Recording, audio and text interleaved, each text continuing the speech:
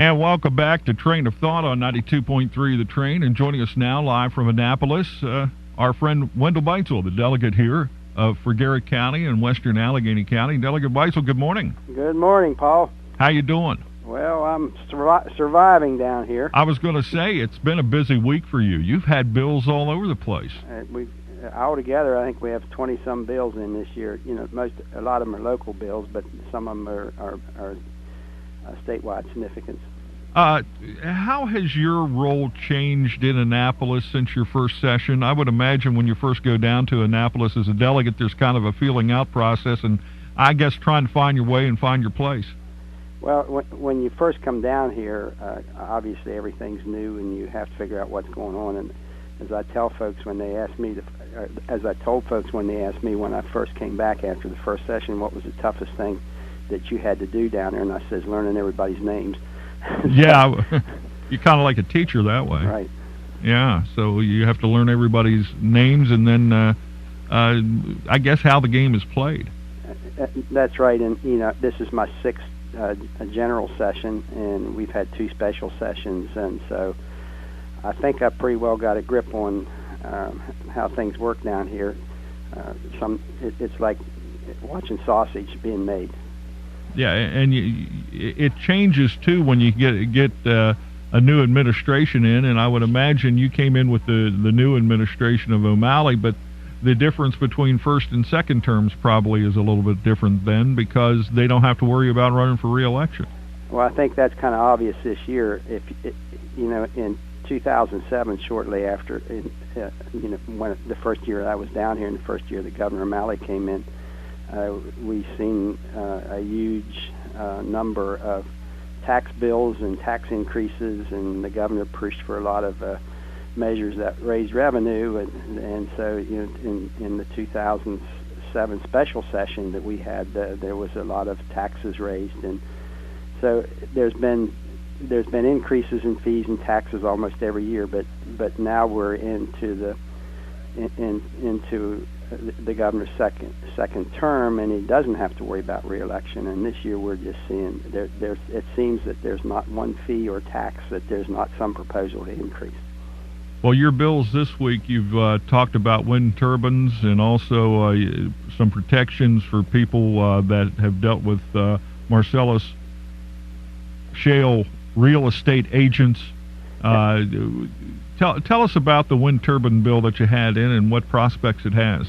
Okay, we put in two bills dealing with wind turbines. One was to set aside the bill that was passed in 2007. It was called Senate Bill 566, that took away the right of the citizens to really have any input into or any process to even comment on the placement of windmills. And this basically goes counter to what's going on in Maryland, where people are given more and more of a say in being able to review and determine what the environmental impacts are on any development.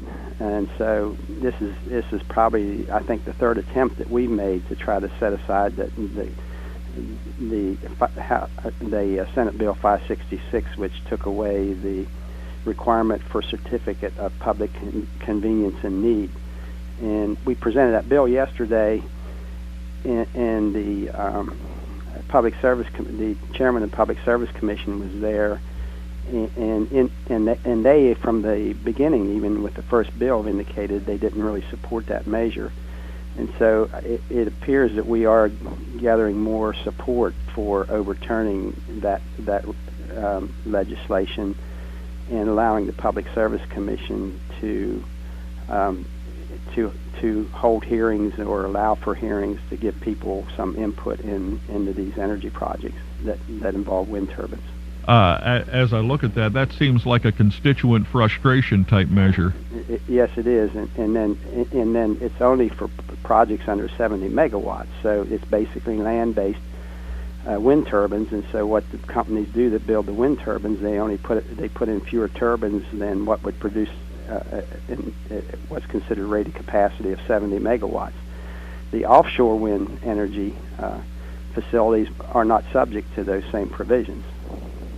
In the past, I mean, they reverse that. They would be subject to those provisions and not exempt from them.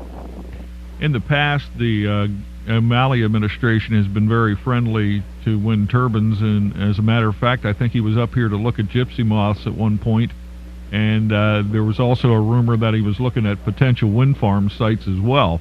Have you found the governor's being involved in this is a hindrance or a benefit to Garrett County?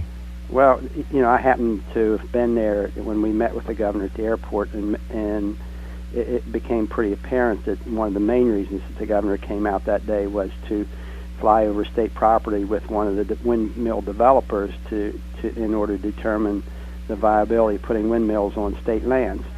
As you know, there was a meeting at the college shortly after that when the governor was proposing to put wind turbines on state lands, and I vigorously opposed that from the very beginning and informed the governor that I could not support that. And they even held a meeting down here in Annapolis that I attended and vigorously opposed the placement of windmills on state lands. You know, those state property we're fortunate to have the parks and things that we do in Maryland, particularly in Garrett County, and so if you look at where the windmills have been placed and can envision a whole bunch of wind turbines across the tops of the mountains in all of our state parks, and I just think it would have been totally inappropriate to consider that. Unfortunately, we were able to convince the governor to back off on that in that regard. But I don't really have a problem. I'm a strong personal property rights advocate. If a developer wants to deal with private landowners and enter into leases and they comply with the regulations and are able to develop a project as they have, I really don't think that there's a whole lot of benefit in it. But if in fact, you know, the companies want to build windmills and they enter into agreements with landowners that are suitable to those landowners, then you know, I think that's free enterprise and private property rights purposes that people that own their property should be able to determine how they handle that.